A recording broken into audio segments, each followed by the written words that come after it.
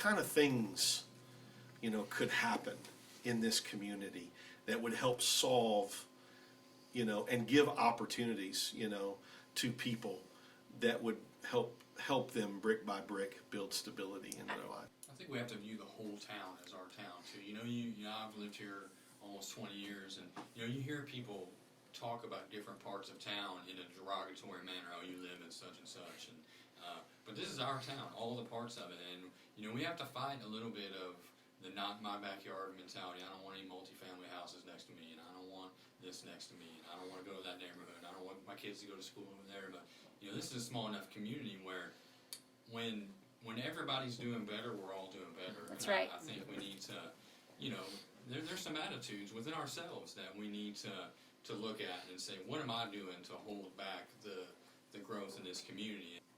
One thing that I'm going to give Randy credit for this, because we're going to have the schools, what do you call them? Grade centers. Grade centers, thank you. Yeah. So all the kids are going to always grow up, and all the parents then, I feel like will get to know each other better. And that will create a more community-type feeling. That grassroots change, whenever you inspire and motivate real people who are just doing their regular life, that I don't have to, change my whole life. I can just notice. I can just open my eyes and notice that there are people struggling around me. Like, what am I going to do about that today? Like, that's the good stuff, when people open their eyes and realize, okay, who's not at this table? Who are we missing? Who didn't get an opportunity to sit here and talk to us, Okay, well, how can we make that person be able to be here in 20 years? I believe it's the job of the faith community to help people realize their dreams. I mean, that hope is kind of the centerpiece of the gospel. The realization that God has a plan for you and a purpose for you, helping people realize that. To just needing volunteers and time is a huge role of the faith community. Sadly enough, churches are some of the most non-inclusive people. We live in our own little bubbles, and I'm a pastor, so I can say this.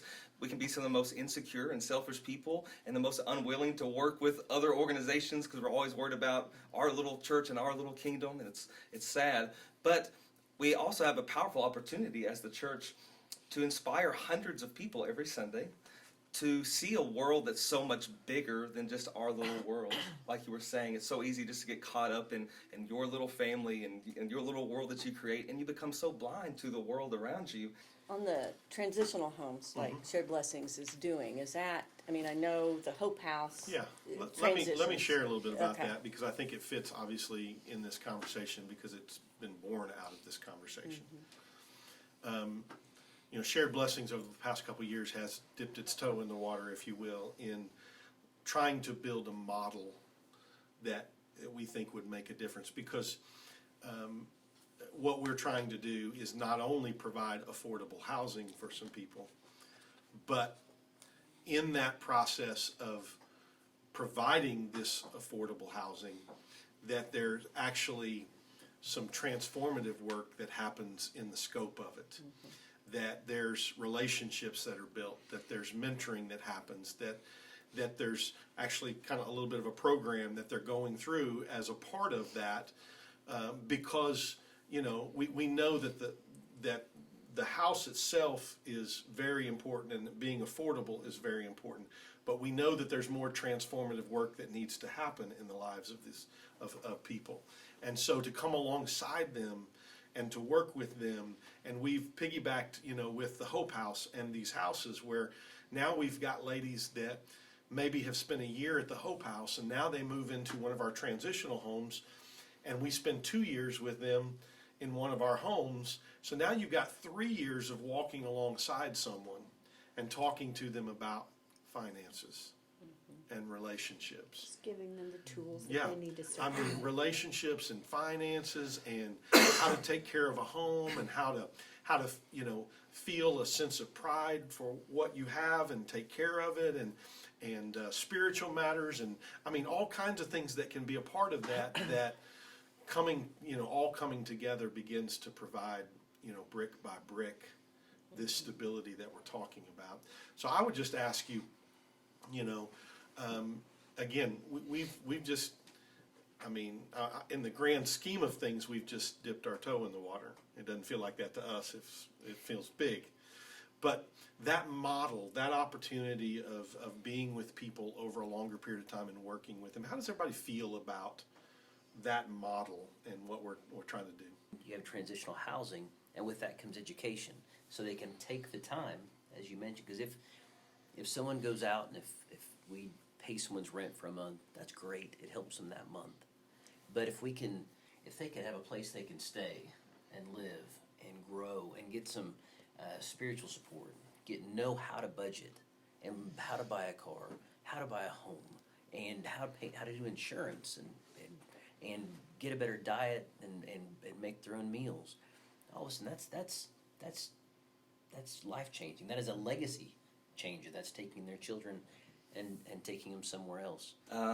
There's a piece of property just a few blocks from the King's house that is just really fits the bill perfectly to what we need in size. There's approximately room to build 48 homes there. It's out of the city limits, so not as much red tape to kind of hop through. Thank you, Jesus. We can depend heavily on some of our volunteers and some of our craftsmen in the church as far as electrician and plumbing is concerned. So really looking in this next year to start building some transitional homes, partnering with Shared Blessings in that department. So we're very excited about just the opportunity to, because as we've ventured into this transitional housing, we've, in my mind, it's always been, how are we going to get to 25, 30, 35, 40 homes to be able to work with the numbers of people that we would like to work with. And so we see the community starting to pick up, the vision and groups come together and do things. And, I think that's a whole nother roundtable discussion to talk about what is really possible when we all bring our resources and our abilities and our talents and our wisdom and our leadership together to say, let's put together some big picture answers and solutions for transformation. But we're seeing that begin to happen, and it is absolutely, it is the ticket to, when I speak about this is our town, we can do whatever we want to do, that becomes true when, as Joey said earlier, we start to see this community as our community. Mm-hmm. The children, our children. Mm-hmm. Every block, our neighborhood.